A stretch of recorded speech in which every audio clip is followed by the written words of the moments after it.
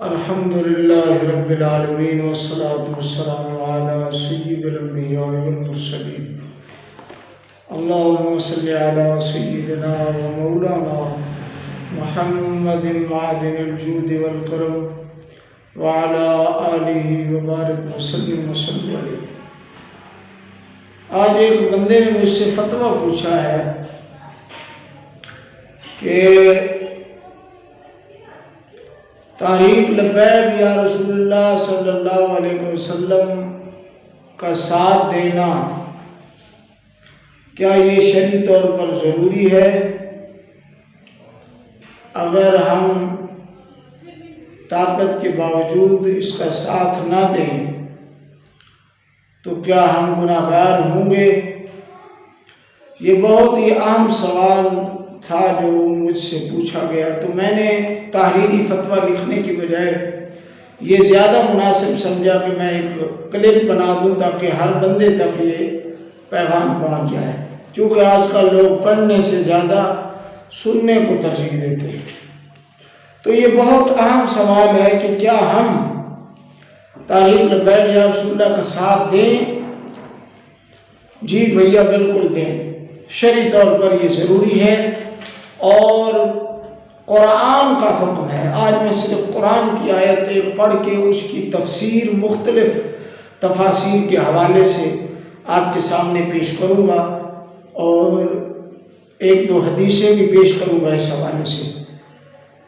مفتی کا کام ہوتا ہے جو شرعی فتویٰ وہ فتویٰ دے، وہ جانبداری نہ کرے۔ اللہ تعالیٰ نے قرآن پاک میں ارشاد فرمایا وَتَعَاوَنُوا عَلَى الْبِرِّ وَالتَّقْوَى وَلَا تَعَاوَنُوا عَلَى الْإِثْمِ وَالْعُدْوَانِ، کہ مومن ایک دوسرے کی مدد کرے نیکی میں اور تقوی میں، اور ایک دوسرے کی مدد نہ کرے گناہ میں اور ظلم کے اندر، اسم اور عدوان کے اندر ایک دوسرے کی مدد نہ کرے۔ یہ قرآن کا حکم ہے اور یہ واجب ہے، کیونکہ الامر للوجوب یہ اللہ تعالیٰ کا امر ہے، حکم ہے، اور حکم جو ہے اس پر عمل کرنا شرعاً واجب ہوتا ہے، ورنہ بندہ گناہگار ہوتا ہے۔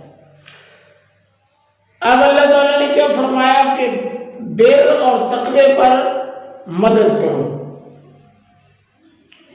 یعنی بر اور تقوی سے مراد کیا ہے؟ تفسیر تبوی میں ہے، تفسیر تبری کے اندر ہے کہ بھئی امر اللہ ان یقوموا بالقسط،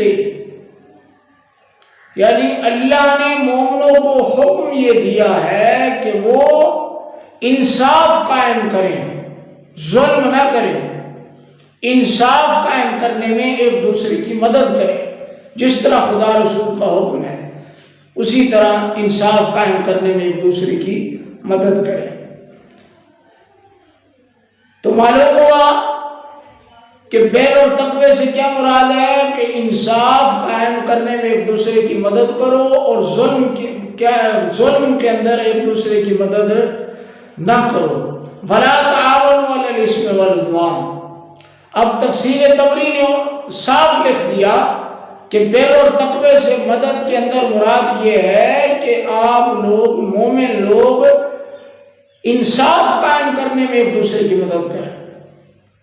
تو جب اس موجودہ دور میں تحریک لبیک یا رسول اللہ صلی اللہ علیہ وسلم صرف اسلام کا جھنڈا بلند کیے ہوئے، حضور کی عزت، حضور کی ناموس، حضور کی ختم نبوت اور ظالم کے خلاف کلمہ جہاد بلند کیا ہوا، اور ہمارے دشمن یہود و نصارہ ہیں اور یہودوں کی چھوڑی ہوئی ایجنسیز، ان کے جرنلز یہ ہمارے دشمن ہیں، تو مومنوں پر فرض ہے کہ وہ تحریک لبیک یا رسول اللہ کا ساتھ دیں اور انصاف قائم کریں، کیونکہ یہ انصاف کے لیے کھڑی جماعت ہے۔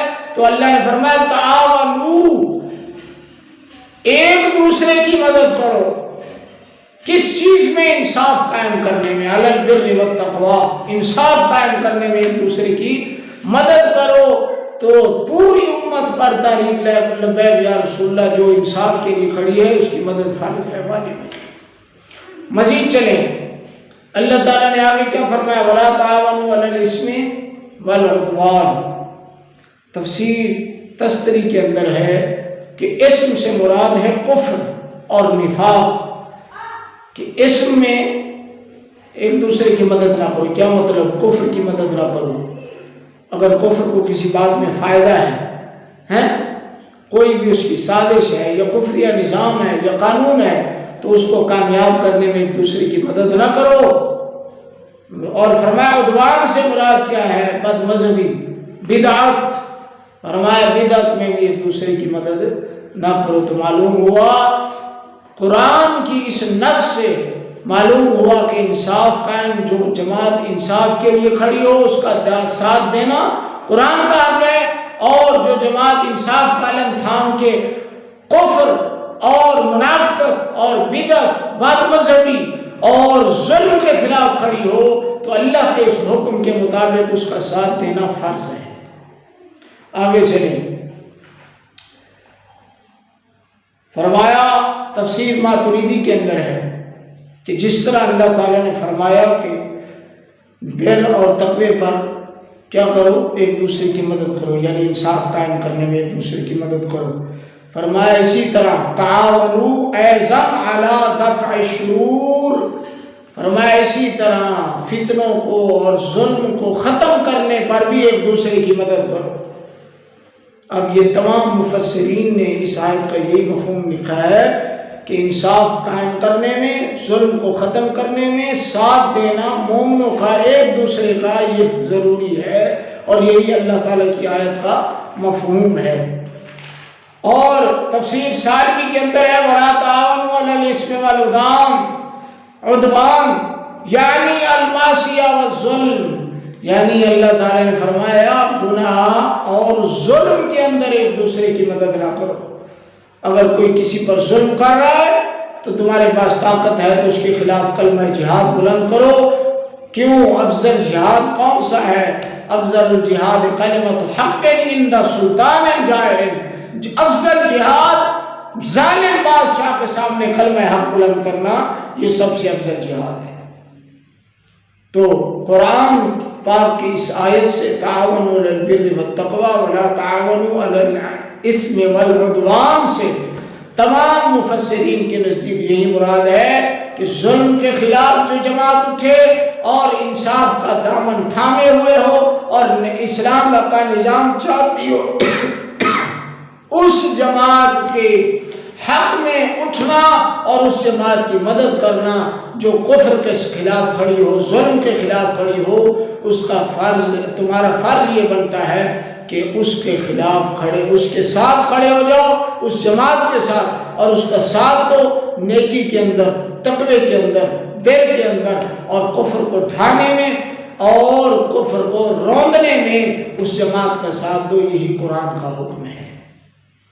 اب یہ تعاونوا امر کا صیغہ ہے، پوری امت پر ضروری ہے کہ وہ نظام کفر کے خلاف کھڑے ہوں اور انصاف والوں کے ساتھ کھڑے ہو کر ان کو انصاف دلانے میں اور انصاف کا جھنڈا بلند کرنے میں، اسلام کا جھنڈا بلند کرنے میں وہ ساری امت جو ہے وہ عاشقان رسول کے ساتھ کھڑی ہو جائے۔ یہی قرآن کہہ رہا ہے۔ تفسیر بغوی کے اندر ہے کہ عدوان سے مراد ہے ظلم، کہ ظلم پر ایک دوسرے کی مدد نہ کرو۔ اب میں پوچھتا ہوں، جو کہتے ہیں عمران خان عاشق رسول ہے، اس قدر بڑے ظلم کے اندر وہ کیا اس کو سپورٹ نہیں کر رہے؟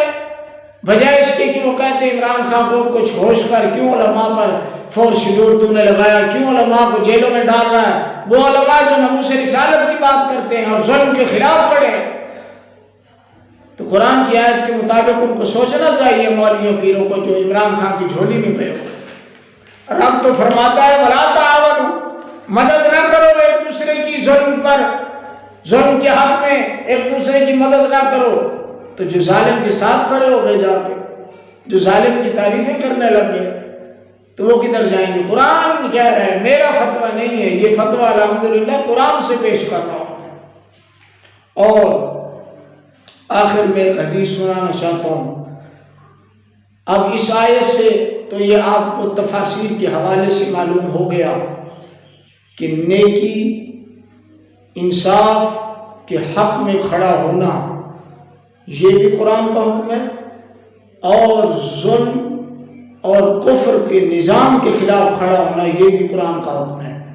اور جو جماعت انصاف کا علم بلند کرے اور کفر کے خلاف کھڑی ہو اور ہر میدان میں جرأت کے ساتھ کھڑی ہو، اس کا ساتھ دینا شرعی طور پر پوری امت پر واجب اور ضروری ہے۔